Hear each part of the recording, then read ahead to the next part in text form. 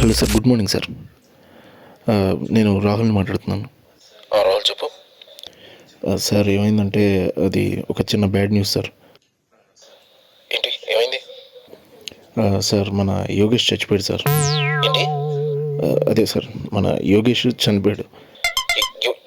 యోగేష్ చనిపోవడం ఏంటి? ఏం మాట్లాడుతున్నావు? సార్ అదే సార్, అనుకోకుండా ఒక యాక్సిడెంట్లో ఇది అలా జరిగిపోయింది. అలా ఎలా చనిపోతాడు? రేపు మనకి మీటింగ్ ఉంది.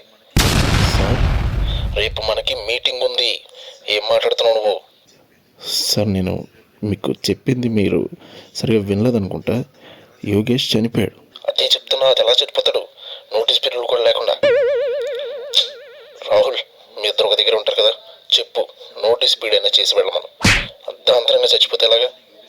చూడు, రేపు మనకి మీటింగ్ అర్జెంట్. యోగేష్ తప్పకుండా ఉండాలి, లేకపోతే మనకు మాట వస్తుంది. సార్ ఉంటాను. రేడబ్బా సైకోలా ఉన్నాడు.